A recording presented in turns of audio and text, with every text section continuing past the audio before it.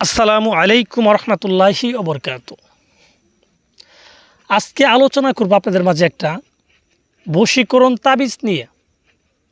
বশীকরণ তাবিজটা হচ্ছে যে তাবিজটা প্রয়োগ করার মাধ্যমে কোনো কাঙ্ক্ষিত ব্যক্তিকে নিজের বাধ্য করা যায়, নিজের বশ করা যায়, নিজের গোলাম বানানো যায়। এক কথায় আপনি তাকে যা বলবেন আপনার তাই শুনবে। এটা বিশেষ করে স্বামী স্ত্রীর ক্ষেত্রে যদি করেন, যে আপনার স্বামী আপনার কথা শুনেন, আপনার অবাধ্য, অন্য জায়গায় পরকীয়া করে বা অন্য কোনো মেয়ের সাথে মেলামেশা করে, সেই ক্ষেত্রে যদি আপনি আপনার স্বামীর জন্য এই তাবিজটা করেন, তাহলে সেই স্বামী সকল প্রকার পরকীয়া সম্পর্ক বিচ্ছিন্ন করে বা ছিন্ন করে আপনার কাছে ফিরে আসবে এবং আমৃত্যু সে যতদিন বেঁচে থাকবে সে আপনার কথা মতো চলবে, ভালোভাবেই চলবে। পরিপক্ষভাবে যদি কোনো মেয়ে কোনো ছেলে একজন ছেলে যদি একটা মেয়ের জন্য করে বা নিজের স্বামী যদি কোনো স্ত্রীর জন্য করে, সেই স্ত্রী কিন্তু সেম টু সেম একইভাবে যতদিন দুনিয়াতে বেঁচে থাকবে সেই স্বামীর বাধ্য হয়ে থাকবে, নিজের গোলাম হয়ে থাকবে। তাকে যা হুকুম করা হবে তাই কিন্তু পালন করবে। তাছাড়া যদি কোনো প্রেমিক তার প্রেমিকার জন্য করতে চান বা প্রেমিকা যদি কোনো প্রেমিকের জন্য করতে চান এই তাবিজটা, তাহলে দেখবেন তার চোখের ভিতরে আপনি ব্যতীত অন্য কোনো মেয়েকে ভালো লাগবে না, শুধু আপনাকেই ভালোবাসবে। তার যদি আর 10টা সম্পর্ক থাকে, সবগুলো সম্পর্ক ছিন্ন করে সে আপনার কাছে ফিরে আসবে।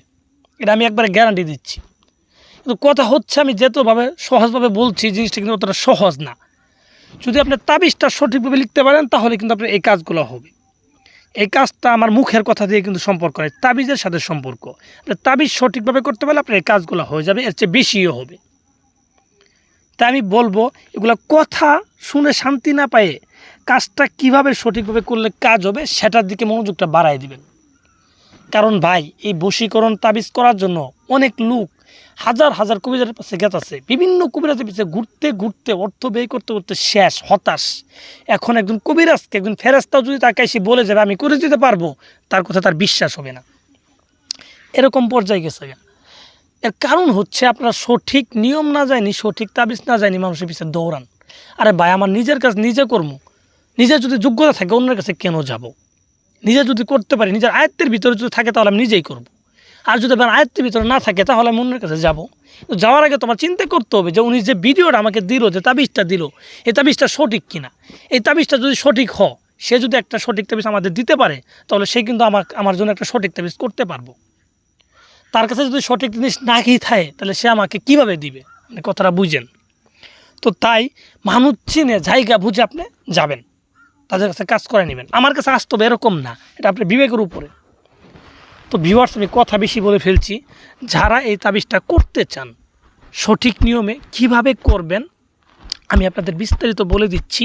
আপনারা মনোযোগ সহকারে আমার কথাগুলো শুনেন, আর আমি যেইভাবে বলি ঠিক সেইভাবেই তাবিজটা লিখবেন। তো এই তাবিজটা লিখবেন যে কোনো একটা মঙ্গলবার দিন রাত্রেবেলা, রাত্রে 11টা থেকে 12টার ভিতরে তাবিজটা লিখে শেষ করবেন। এবং এটা লেখার জন্য আপনি যাবেন যে কোনো একটা শ্মশান ঘাটে।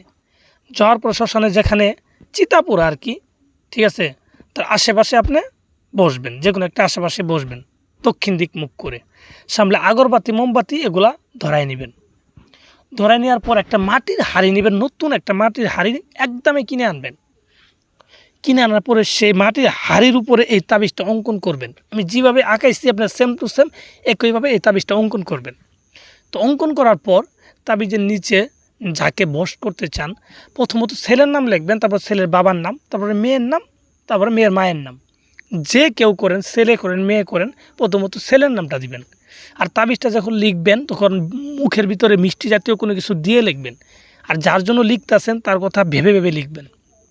তো এইভাবে মাটির হাড়ির উপরে তাবিজটা লেখা কমপ্লিট হয়ে গেল। হয়ে যাওয়ার পর এই তাবিজটা মাটির হাড়ির উপরে যে লিখবেন, কি দিয়ে লিখবেন?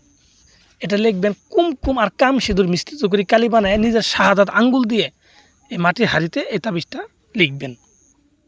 তো লিখার পরে হাড়িটার ভিতরে আপনি একটু আগরবাতির ধোঁয়া দিবেন, আর চতুর্থ সাইডে আতর লাগাই দিবেন, আতর সুগন্ধি আতর লাগাই দিবেন। আতর লাগাই দেওয়ার পর এই হাড়িটাকে নিয়ে বাড়িতে যাবেন। বাড়িতে যাওয়ার পরে হাড়ির ভিতরে 1 কেজি দুধ নেবেন। 1 কেজি দুধ, সর্বনিম্ন বেশি নিলেন 1 কেজি দুধ নেবেন। নিয়ে একটা চুলাতে এই দুধটাকে আপনি গরম করবেন এই হাড়ির ভিতরে। এই দুধটাকে গরম করার পরে দেখবেন যখন বলক আইব, ঠিক আছে, এক পর্যায়ে একটু গরম হবে, তখন এই দুধগুলাকে নিয়ে আপনি যে কোনো একটা বিলাই বা কুকুরকে খাওয়াই দেবেন। কুকুর তো দুধ খাইতে চায় না, আপনি বিলাইকে খাওয়াই দেবেন। খাওয়াই দেওয়ার পর 3টা দিন আপনি অপেক্ষা করবেন, 3টা দিন, সর্বোচ্চ 3টা দিন অপেক্ষা করবেন, দেখবেন আপনার কাঙ্ক্ষিত ব্যক্তি পাগলের মতো ছুটে আসবে আপনার কাছে।